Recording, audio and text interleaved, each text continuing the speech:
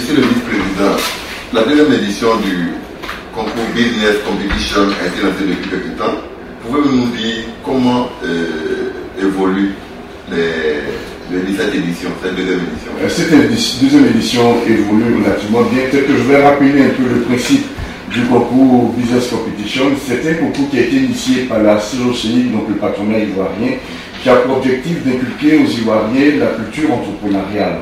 C'est la seule façon pour un pays d'aller à l'émergence, mais surtout d'avoir ce qu'on appelle une croissance inclusive. Que chaque Ivoirien, avec son projet, puisse monter son affaire, créer de la richesse, créer de l'emploi. Alors on a lancé ce concours-là depuis exactement 2 ans. On sera à la deuxième édition cette année. Le principe du concours, vous allez sur le site COCI Business Competition, vous vous inscrivez avec un template dont il décrit votre projet. L'ensemble des projets arrivent chez un jury qui les examine. Sur l'ensemble de ces projets, il y a tout un processus de sélection qui commence par est-ce que vous êtes habilité à présenter le projet. Être habilité à présenter le projet, c'est êtes-vous âgé entre 18 et 40 ans. Est-ce que votre projet il est sur un format qui est acceptable, parce que la manière dont vous présentez votre projet aussi définit votre sérieux à vouloir entreprendre ce projet. Et je dis au passage que nous encourageons énormément les candidatures féminines. Une fois qu'on reçoit le projet, on l'examine, soit à travers un entretien téléphonique, soit à travers les entretiens en vis-à-vis. On sélectionne sur l'ensemble des projets 30 projets qui vont être présentés devant un jury. Et chaque promoteur de projet viendra défendre son projet devant ce jury. Et c'est ce jury-là qui, parmi les 30, va retenir 10 projets.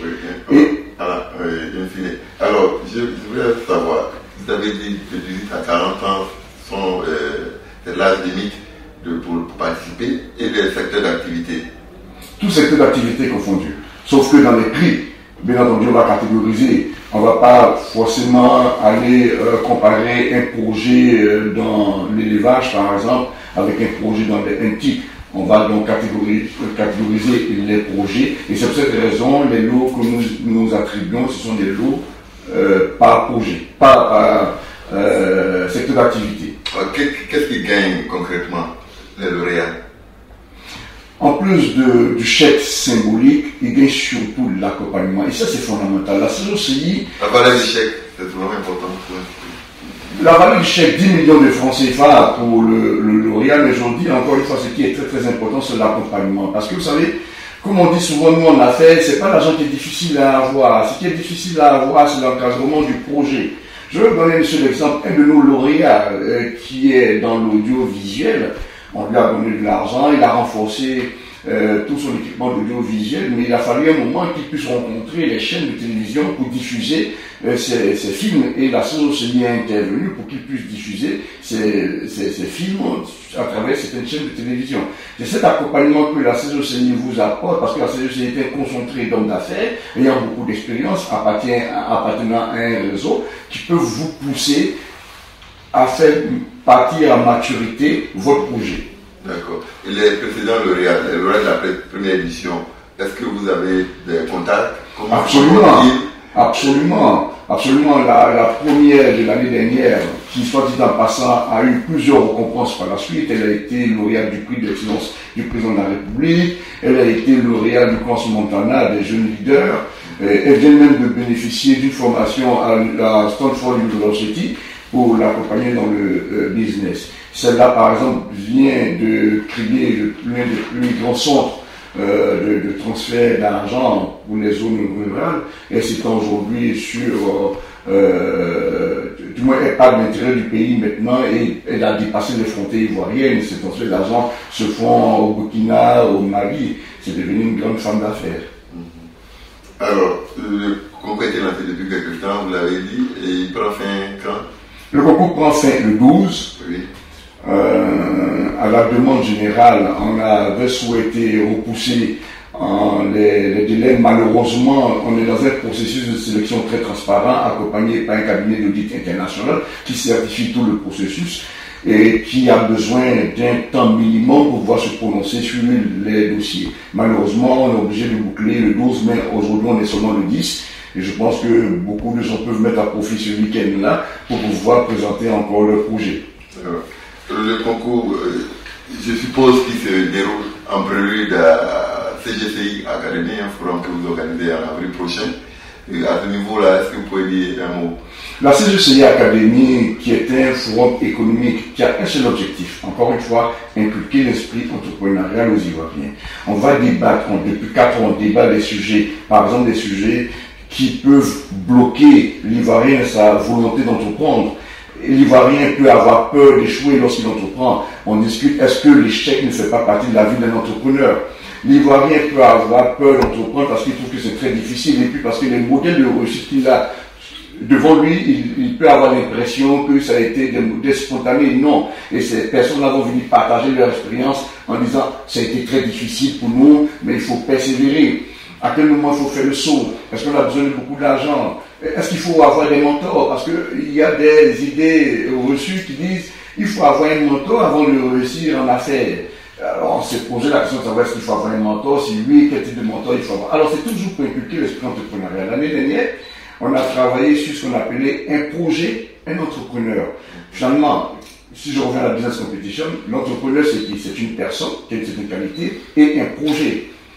Les projets d'infrastructure qui font partie du plan national de développement du président Alassane Ouattara génèrent beaucoup d'opportunités d'affaires. Et ces opportunités d'affaires ont été présentées l'année dernière à la CGCI Academy, de sorte qu'on avait près de 1800 projets qu'on a présentés. Et la base de données existe, vous pouvez aller puiser dans cette base de données les idées d'affaires pour pouvoir développer votre affaire. Cette année, est-ce qu'il y a des innovations attendues?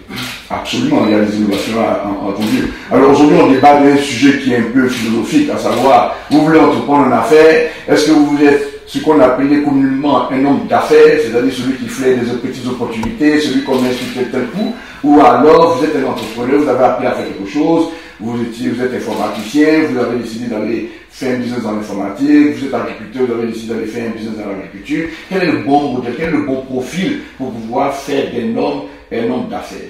Et l'innovation aujourd'hui cette année, c'est qu'on va avoir des ateliers très éclatés.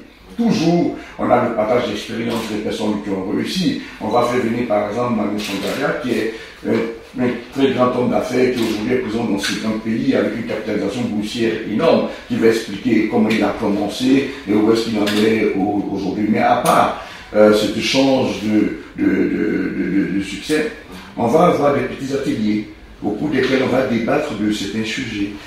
Parce qu'on a réalisé que les plénières ne sont pas forcément le meilleur cadre pour pouvoir optimiser l'expertise qu'on veut transmettre à l'auditoire. Alors on va créer des petits groupes de 50, de 100 personnes, et puis avec ces petits groupes, on va débattre de certains sujets qui intéressent l'entrepreneur, notamment des sujets, si ça craint d'entreprendre, ces sujets sur les difficultés qu'il a lorsqu'il entend entreprendre.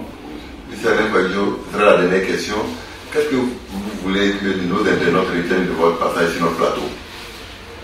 Qu'il n'y a pas de génération spontanée d'hommes d'affaires.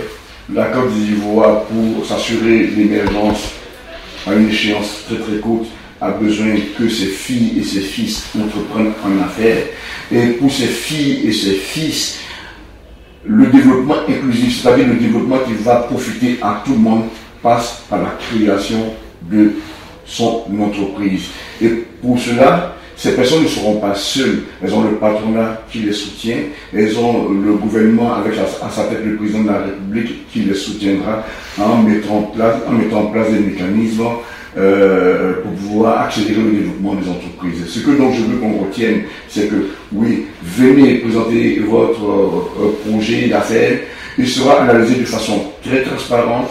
Et si vous faites partie des lauréats, vous allez être accompagné. Et même quand vous ne faites pas partie de lauréats, vous avez une plateforme sur laquelle votre projet est exposé. Et vous allez avoir des gens de bonne volonté qui pourront être intéressés par votre projet et qui pourront vous donner un coup de main pour le développement de ce projet.